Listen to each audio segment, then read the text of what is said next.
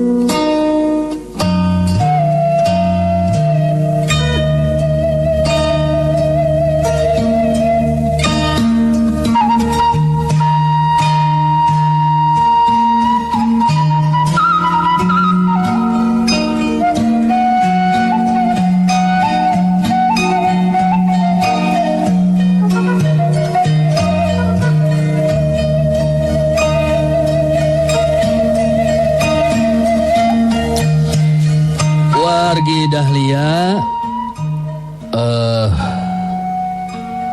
si Konceleng masih aya di Leuweung Jati Karamat kanggo ngayakeunkeun ilmu panglebur jiwa teras ngaraos masih bingung hoyong nulungan atau hoyong ngabantos ka santana anu sejak tarung tandingan sareng Sigarang Larang sampai Sigarang Larang dibantos oge ku siluman anu salamieu ngabantos ka diri. Nah itu dina mangsa nangke tarung tandingan sareng santana urang lajengkeun putu si Konceleng tanding titisan siluman karya Bagus Respati.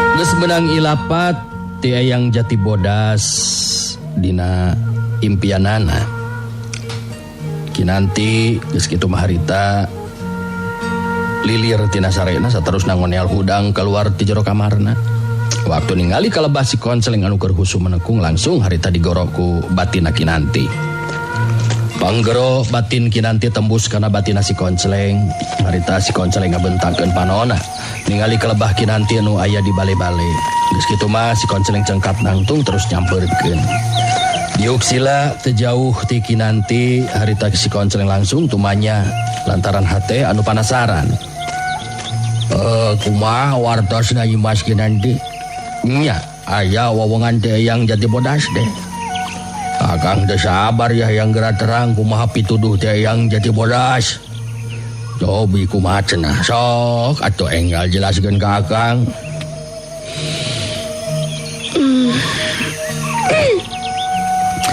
Eyang Jati Bodas memang tos masihan ilapat Kang. Nanging akhirna jadi nyerahkeun ka diri Andi. Hartosna bener wirasat Kang Konceleng tadi yen pamohalan tiasa ngalakukeun tinakan ngabantu ka santana. Janten saur Eyang mah upami Kang Konceleng bade ngabantu ka santana teu tiasa ku sorangan nanging kedah dibantu ku dari abdi. Tersan dia janten abdi sareng Kang Koncleng kedah sasarengan ngabantos dina waktosna ijen wewesen tarung tandingan dina wengi enjing Kang. Upami kitu mah akang ya kantun kumaha nyimas nanti we kumaha saena. Anu jelas dina kaayaan akang ayeuna mah ngan saukur boga sumanget jeung kahayang kantut kanyaah. Ngeunaan kamampuan mah tos jelas nyimas nanti anu langkung punyul batan ilmu nu ayeuna kacangking ku diri akang. Ngan sok asa piraku menikut tega upami salira nyimas ente reka bantu kasantana incu akang. Keur abdi tangtus bakal ngabantu Kang. Anu jelas urang gaduh waktu sawengi engke eta waktu urang mangpaatkeun sangkan Kang Koncleng mampu miraga sukma dina arti ngalakukeun sabah sukma ku cara ngahaja sangkan dina wengi enjing Kang Koncleng tiasa sumanding kana warugana santana. Ya akang mah nyangakeun we sakumaha saena eta mah. Anu jelas upami tos ngalakukeun upaya mah moal matak jadi penasaran. Upama teh mah kudu pinanggih jeung kajadian anu sakumaha paitna oge itu ngan asa piraku be maksud urang hayang ngabantu kanu keur merangan kajahatan teu aya dina panang tayungan mantena. Iya, mudah-mudahan me atuh. Upaya urang masih aya dina kalancaran Kang. Ai margi memang tos sakedahna upami abdi ngabantos ka salira Kang Koncleng. Janten waktos anu memang samporet kedah tiasa dimangpaatkeun ku urang anu sahade-hadena Kang. Sangkan pamaksudan aya dina kalancaran. Ngan terus terang ya teh. Akang jadi rada letik hate iwas. Lantaran rumasa akang memang can mampu miraga sukma. Jadi rek kumaha akang bisa nuturkeun atawa ngimbangan kemampuan salira nyimas. Ulah waka kagungan emutan anu saperti kitu Kang. Lepat upami Kang Koncleng teu acan naon-naon tos ngaraos alit maneh. Urang kedah tetep ageng sumanget sareng pangharepan. Sangka naon rupi anu dilakukeun ku urang aya dina kalancaran. Kang Koncleng kedah kagungan kayakinan. Ya leres eta mah nyimas. Nganyae jatuh. Terus terang we ilmu teh hayang jati bodas mun hayang salira. Memang benten sareng ilmu pancabraja yang bongkok kuru akang jadi hampura we lamun akang rada belet ya teh. Tapi laras bisa eta ka saurang nyimas teh yen akang kedah leuwih subanget sarta percaya diri. Sokomo upami ngemutkeun naon anu bakal dilakukan ku urang duaan teh kaetang merangan kejahatan sareng teu naon sacara teu langsung gitu. Beuki nambahan deui sumanget jeung pangharepan si Koncleng dina waktu harita sabab nanti ngingetan si Koncleng kudu terus sumanget jeung ulah waka leutik hate mangsa ngalakukeun upaya gesan ngabantu santana anu jadi incuna anu bakal tarung tandingan ngalawan si Garang Larang.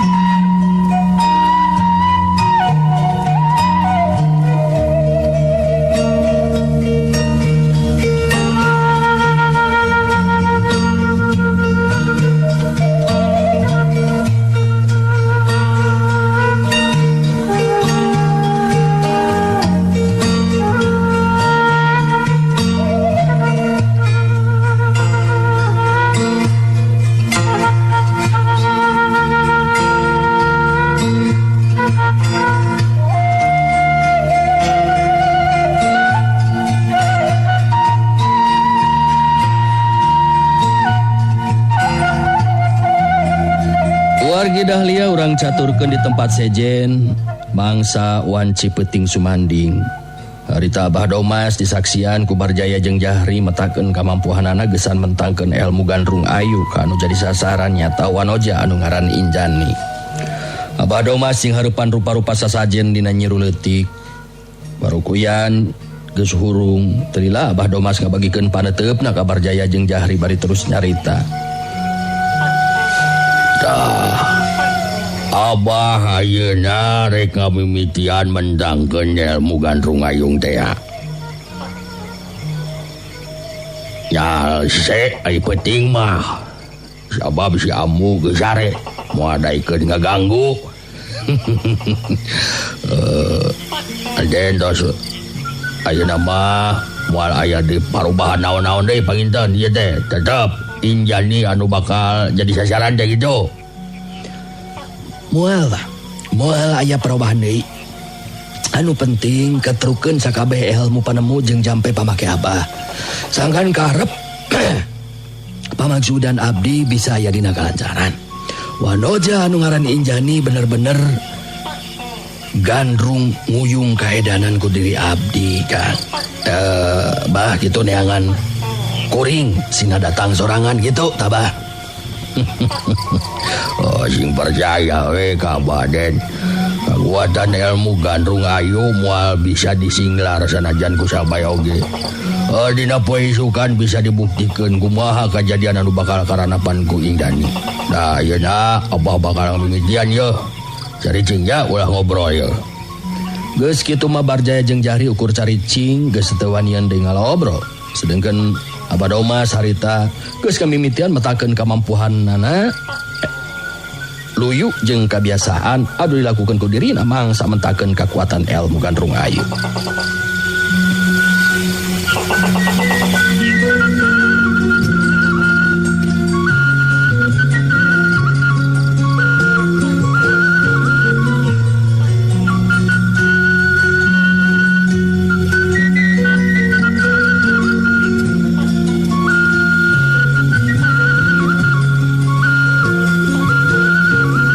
Cukup lila kaayaan anu dilakukeun ku Bah Domas dina waktu harita. Sanggeusna ngarasa yakin ilmu gandrung ayu dipentangkeun tur dijadikeun atau anu dijadikeun sasaran teh wanoja ngaran Injani. Harita Bah Domas tetep antep ka Barjaya bari terus nyarita lalaunan. Nah, ya kieu ya den. Ieu cai ramuan mangrupa syarat anu kudu bisa kainum ku Injani teh. Sedangkan ieu tepung karamat kudu diawurkeun di lebah hareupeun panto imah hareup supaya kalengkahan ku Injani. Engka di mana ieu syarat geus dilaksanakeun mangka geus bisa dipastikeun ngaran Injani bakal kapigandrung jeung nguyung terus neneangan Aden. Pasti bakal datang nyamperkeun sorangan. Itu ari ceuk kayakinan Abah mah. Ya syukur be atuh ari kitu mah Bah. Ngan lantaran geus penting jeung tunduh ieu teh. Geun we lah ngeunaan masalah syariat anu kudu dilaksanakeun teh mah urang bahas dina poe isukan Bah. Ya gitu ade, aduh ari keur Abah mah moal urang satuju. Bogo memang geus mujeunna sare ieu teh. Ngano ayana we. Ieu mah ukur bisa ngampar kulemna teh den ya. Barjaya jeung Jahri memang masih kene acan bisa nangtukeun sikep anu pasti saha anu kudu metakeun syarat teh ya. Nyata cai atuh ramuan jeung tipung karamat kudu bisa kainumkeun jeung kaawurkeun atau kainumkeun ka Injani jeung kaawurkeun di panto hareup. Imah anu dicicingan ku Injani supaya kaliwatan atau kalengkahan ku Injani. Bah Domas muru sare ka anggona seukeun Barjaya jeung Jahri can bisa langsung salare. Harita katingali masih kene ngalobrol, tapi ngalobrolna teh tinggal rendeng lalaunan, mikiran saha pijelemaeunana anu kudu ngalaksanakeun atawa mentakeun cara teh. Jahri muka babaran lisan. Saha atuh kudu metakeun syarat teh nya kan nya. Duh, da geus jelas abdi mah pemohalan bisa datang deui ka ditu. Unitahan anu sejen sarua deui Kang. Sabab pastina oge pihak macan bodas bakal leuwih waspada ieu mah. Duh mata kakong oge masih kene keur ulang mikir ieu teh. masih kene acan bisa mastikeun kumaha isukan kajaba lamun Ambu Domas daekeun ngabantu ka urang siga nama lamun Ambu Domas mah bakal bisa nyusup ka baguran macan bodas. Tanya bener kan ngan duka teuing daekeun eta mente ieu teh kira-kira na Ambu Domas di pentaan tulung urang da tetep ari daun kunyung-kunyung datang langsung gitu baik mah dicuriga tuh kan gitu. Barjaya ngahulang deui. Memang bener caritaan Jahri, sanajan bener Ambu Domas daekeun di pentaan tulung, tapi kangaranan kunyung-kunyung datang langsung mah geus pasti pihak macan bodas bakal curiga. Tapi Jahri bet jadi inget ka Bioci anu salila ieu babantu popolah di dapur. Cara mun diakukeun dulurna Bioci mah tangtu moal aya nu curigaeun. Nya bener-bener inget ayeuna mah Kang ya. Anu sok babantu popolah di dapur teh Bioci. Malah waktu ngobrol jeung abdi kawilang rangkeun di mana padumukanana. Siga nama lamun Ambu Domas diakukeun dulurna Bioci mah bisa dipastikeun pihak macan bodas moal aya nu curigaeun tah. Rada encer ya utek ilaing teh jari ya. Ngadenge Jahri nyaritakeun ngeunaan Bioci harita kerjal masa seperti Barjaya maju langsung ngolepat pamikiran sangkan karep jeung pamaksudanana aya dina kelancaran pamatea mah Ambu Domas daek di pentaan tulung. Barjaya kadang harita nyarita deui lalaunan. Ku dewe kapikir ayeuna mah carana ieu. Bener urang badamian we Ambu Domas dina poe isukan. Bener teh Jahri. Tapi kira-kira bakal daekeun gitu kan. Alah make jeung teu daekeun sagala rupa. Panu penting kerjal mah seperti Ambu Domas jeung si Abah mah ukuranana duit. Karana dibere duit mah dah moal burung naekeun. Geus lah ya urang sarekeun we euy. Nu penting dina poe isukan bagian dewek ngabadamian Ambu Domas kitu lah. Geus ngolepat pamikiran geusan ngalakukeun tindakan harita Barjaya nitah ka Jahri supaya sare ngan cara jeung ngabadamian Ambu Domas bagian Barjaya dina poe isukan.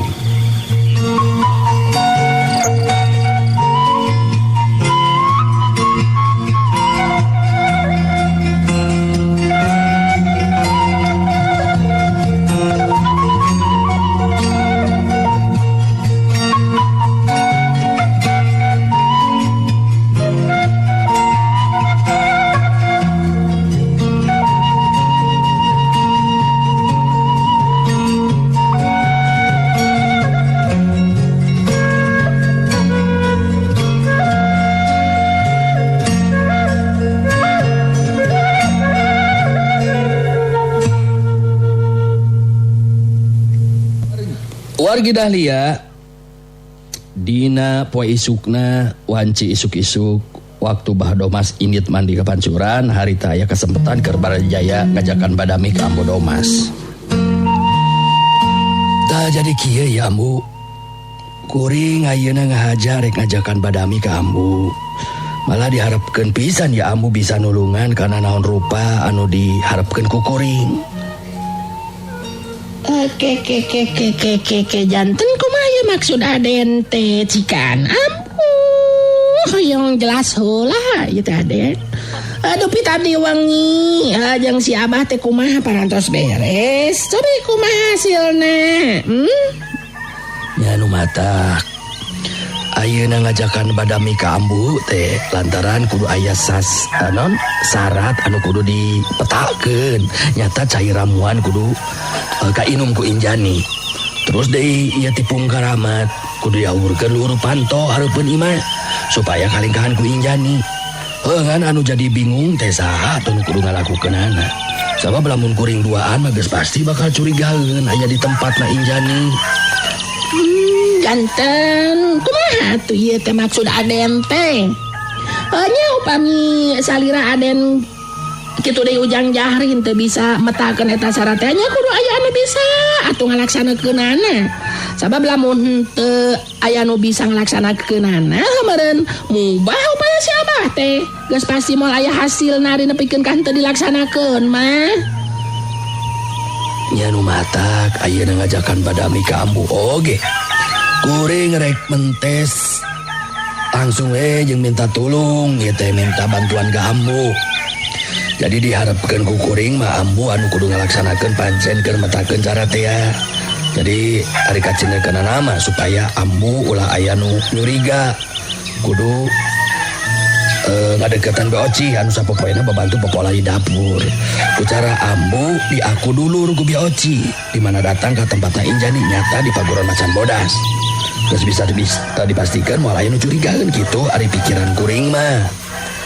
Barjaya ngajelaskeun maksud hatena gesan minta bantuan ke Ambu Domas supaya bisa nyusup ka Paguron Macan Bodas.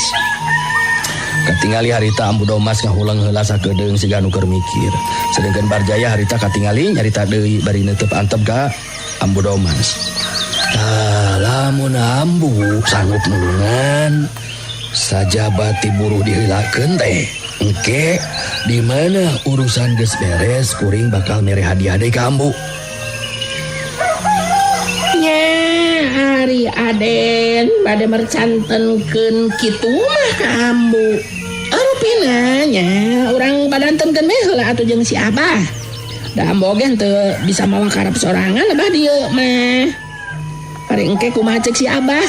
Nah Ambu di idinan atawa henteu kitu teh Aden. Jadi ujang Jahri oge teu bisa ieu teh nya nyusup ka tempatna Injani teh Aden teu bisa. Jahri langsung ngawalon padanya Ambu Domas. Aduh, mal bisa Ambu. Sabab lamun kuring anu datang geus bisa dipastikeun aya di tempatna Injani geus apaleun ka kuring. Jeung na deui hubungan kuring jeung maranehna memang kurang hade Ambu. Jadi pasti we omongeun. Nya. Geus kajeun lah hari geus jelas kieu mah. Ya tinggal engke we urang padamikeun we jeung si Abah. Tah, pasti si Abah oge bakal ngartieun. Bet mah nya make jeung teu ngidinan sagala rupa. Komo ya Aden tos ngajanggikeun bakal mere hadiah. Padahal teu kedah kituan Aden. Ngan memang kita aya saena kitu teh. Tanang ngarasa suka jeung bagja lantaran pamaksudan tinekanan laksana. Aya hadena oge kita. Jadi ari keur kuring mah kieu Ambu ye. Moal lebar ku duit. Moal rek harese mere hadiah. Tanda panuhun. Asal bener karep jeung pamaksudan kuring bisa laksana jadi kenyataan.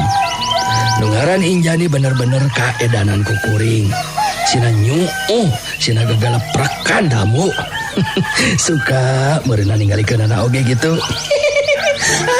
Naon rupi anu namanya disaurkeun ku Aden ieu teh sanes pamohan ari sanggem Ambu meh.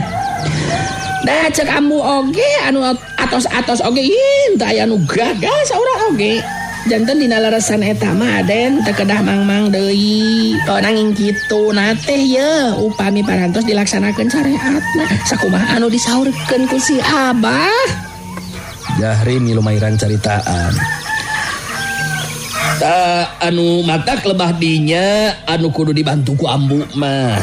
Sabab mun teu dibantu ku Ambu rek saha deui atuh anu bisa ngalaksanakeun syariat teh ya. Da puguh Injani teh cicingna di Paguron Macan Bodas anu sasatna ka kuring duaan mah geus pada apaleun Ambu. Nu matak yen teu kudu wakaleuti ka hate cek Ambu oge gitu. Anu penting di mana engke si Abah balik mandi ti pancuran. Urang ajakan badami we bet piraku maken teu satuju. Sabab keur Ambu jeung si Abah mah moal rek satengah-satengah dina ngabantu atawa nulungan jalma teh. Komo ka jalma anu ngarti mah kawas Aden sareng Ujang Jahri. Pasti ditulungan nepikeun kaberes teh. Janten tenang we ayeuna mah ulah matak jadi salempang kitu Aden. Banyak syukur atuh ari kitu mambu. Pokona mari keur kuring mah moal nepikeun ka jalir janji. Di mana hasil pamaksudan geus pasti hadiah anu nyugemakeun bakal dibikeun ka Ambu jeung si Abah. Gitu. Waktu Bah Domas geus balik mandi ti pancuran, langsung harita diajakan badami ku Ambu Domas jeung Barjaya ka Jahari. Sanggeusna dijelaskeun sagala rupana ku Ambu Domas harita katingali Abah Domas ngahulang sakedeung siga nu keur mikir. Ningali kitu Barjaya terus nyarita deui. Jadi ngeunaan hubungan jeung Bioci mah Ambu Domas kudu bisa ngareka carita. Supaya Bioci bisa percaya jeung karunyaeun ka Ambu anu sasatna hayang milu gawe babantu lantaran kesel pangawak sorangan. Ku cara kitu engke bakal dilakukeun atau diakukeun dulurna Bioci gitu. Ambu Domas unggul ngarti karena maksud caritaan Barjaya. Seterusna Ambu Domas tetep antep ka nu jadi salakina bari terus nyarita. Tah kitu geuningan maksudna teh Abah. Nya kacindekanana mah nu ngaran Bioci kudu bisa percaya jeung karunyaeun ka Ambu sangkan bisa nyusup ka paguron macan bodas teh ya. Gitu. Ya bela lain kalah ngahulang wae kitu Abah. Cikan cek si Abah kumaha ieu teh lain ngahulang. Ya ari Aden tos aya katangtuan seperti kitu mah barek bisa nolak atawa mah kumaha. Sabab syarat teh ya mun eueuh anu ngalaksanakeunana meureun mubah ilmu gandrung ayu teh moal tumerap ka Injani. Gitu.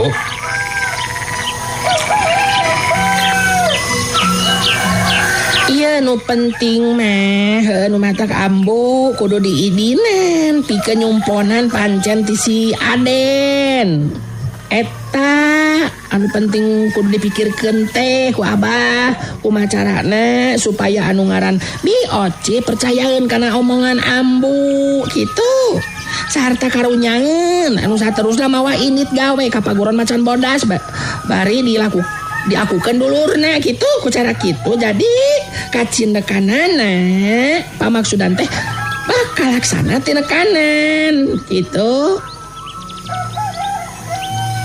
Ya lamun gitu masih Ambu kudu dibekalan atau dieusian laku nasihat.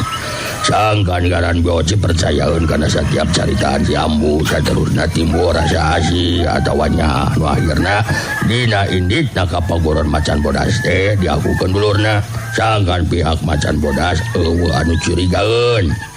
Kitu meureunan kudu naoge ya. Nya kitu. Tenanglah Aden.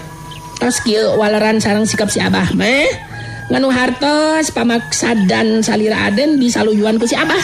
Malihat si Abah oge bakal ngabantu sakuat tenaga kana pamaksudan Aden teh ngan ka Ade ya. Eta di mana geus hasil lacalir janji ya Aden ya. Omet moal rek jalir janji Ambu. Apan kabuktian ku Jahari oge datang deui ka dieu. Kangaranan geus beres atau hasil pamaksudan mah nuatak ayeuna buruhna diheulakeun oge supaya Ambu jeung Abah teh sumanget dina ngabantu ngalaksanakeun karep pamaksudan kuring. Percanten. Ya, percanten Aden. Mulai sanggem mah oge. Tos henteu kedah mang-mang salempang deui ayeuna mah. Janten Aden mah kantun ngantosan engke kumaha hasilna. Dina hartos Aden mah nampi beres we. Oke, Ambu anu bakal ngalaksanakeun pancen metakeun syarat teh mah komo ku si Abah rek dibantu dibekalan kinasihan mah bagi tambah regreg ka Ambu mah. Aden mah tampi beres cek Ambu oge kitu. Ya, ari geus kitu mah kacinekanana kuring rek pamitan me atuh ayeuna mah ka Ambu jeung ka Abah. Kuring percayakeun sagala rupana ka Ambu jeung ka Abah di dieu. Karep pamaksudan kuring sing bener-bener laksana. Sanggeusna mereka terangan ngeunaan di mana lebah-lebahna padumukan Bioci. Harita sanggeusna cukup mereka terangan sagala rupana. Akhirna Barjaya jeung Jahri mah terus pamitan. Tinggal ngadaguan hasilna sabab anu bakal metakeun syarat teh mah geus jelas Ambu Domas. Sanggeusna Barjaya jeung Jahri baralik harita Bah Domas narik napas panjang bari terus carita. Aduh, menepikeun KBB akan gitu eta nu ngaranna Barjaya aja doh. Bakatku cinta-cintana kan ngaranna Injani. Lain ya bet asa inget ka si Mang Odek ieu teh. Ini sarua pisan ngaranna Barjaya jeung Injani. Nah sarua gitu ngaranna teh atawa sarua jelemana. Lamun jelemana eta kene nah bet bisa gitunya. Heula padan si Odek adu minta supaya Injani ka pigandrung ku manehna. Ayeuna Barjaya aya jasa lieur. Abah mah jamboya. Geus lakon bae. Mentong make di pikiran sagala rupa, mentong lieur sagala rupa lah. Marina oge make kudu di pikiran sagala rupa eta mah udah masalah maranehna. Rek ngaran sarua atawa jelemana pisan anu sarua ya sabaraha teuing ngabah nu penting mah urang bisa ngabantu kanu datang ka dieu. Terus menang buruhan, komo ieu mah buruhanana oge nyugemakeun. Iya dipikir-pikir mah. Karena naon make kudu dipikiran ku urang. Mangsa bodoh rek jelemana sarua oge rek ngaranna anu sarua urusan maranehna. Anu penting urang menang buruhan anu gemakeun. Anu jelas ya. Sameme amu ini ka nepungan BOJ. Kudu dibekalan heula ieu dibekalan ginasihan sangkan BOC bisa percaya jeung mikanya kamu sangkan bisa nyusup ka paguron macan bodas gitu.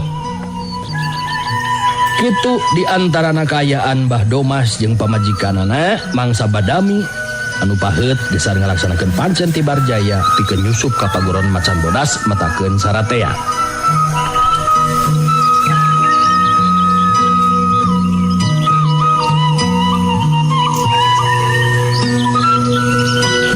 Dina poe eta kene Ambu Domas dieusi heula dirina ku kakuatan kinasihan ku Abah Domas anu jadi salakina sangkan bisa dipercaya jeung dipikanya ku BOC.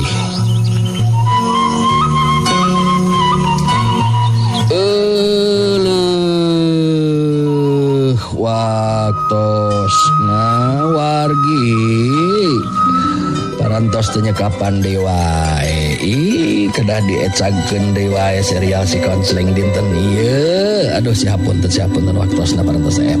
Insyaallah lain jeung urang keur ieu deui, urang lajengkeun deui ieu jejar carios. Hatur nuhun wargi-wargi sadayana anu tara saratia ngadangukeun dongeng Sunda Ti Dahlia. Hatur nuhun pisan. Aya Bu Hajayo yo, kumaha damang pabrik kerupuk Sarina, Ha Iwan, sadayana dan kolega-kolega karyawan-karyawatina di Cileunyi, mohon salam baktos. Pamugi aya dina ginanjar kawilujengan sareksa sadayana. Oge, Arul Kimci, Bale Endah, Jun Sarjun, Mbah Jagur, kumaha damang. Teras oge Mang Ohan di Batu Jajar, salam baktos oge ka anu Satya teras ngadangukeun teh aya Oma Weekend di Dadali. Mohon Mamah Jaka, Teh Wati, Kang Deni Ciwastra oge sami saratia teras ngadangukeun dongeng Sunda Ti Dahlia. Hatur nuhun. Teras oge Mamah Ida Sasak Batu, salam baktos. Pamugia sarehat sadayana. Wilujeng sonten oge ieu ka Deden Cipteng, Pema Apep, Santi Kopo, Madun, Mama Lilis Ciwidey, Cum Ica, Bunda Dinda, Ma Irma, Teh Imas, Elsa Majalaya, sami nuju manco atur nuhun pisan. Teras maranconya dina radio sewang-sewangan atur nuhun katampi. Teras oge tiluhur heula, teh napa lah? Tiluhur belah. Aya Kang Asep Suparman Binong. Teras beli bis Punggur Lampung manco atur nuhun. Mama Lilis Ciwidey tawis manco. Kang Dani Lembang manco hujan ageng. Mun tadi mah di DG gebreg ageng. Mang Utun Wios Mang Utun manggawe disimak dugi karengse. Nuhun. Teras oge aya warung bubur wa ice Pakartahura manco hatur nuhun. Kang Danu hatur nuhun manco. Mang Idon di lembur kebon. Teras Mbak Yati oge sami nuju manco hatur nuhun. Aki Kanha manco. Deden Cip Teh Im Lembang. Jajati Subang. Teh Eli Mang Apoy Matoa. Teh Mimin G Aman Abadi Lukman Pasar Baros Teh Imas Majalaya ya saya Nona Noni teras sadaya mohon hatur nuhun maranco dikumkeun kanggo sadayana wargi-wargi anu saratia ngadongkeun dongeng Sendati Dahlia atau sim kuring amit mundur amit mungkur insyaallah dinten Senin urang tepang deui. Hatur nuhun tina sadaya paratosanana hapunten tina samangkeun kirangan kalepatan wilujeng kantun para miyos. Assalamualaikum warahmatullahi wabarakatuh. Pantang radio Pantang Dahlia enak-enak langai mah Dahlia perungah go goyang. Wargi Dahlia cag heula urang cageun heula dugi ka dieu dongeng Sunda ti Dahlia dina dinten ieu dina carios si Konceleng Hilap ulah dugi ka kantun enjing patepang dangu deui dina acara sareng tempat anu sami mung di 101,5 FM Radio Dahlia.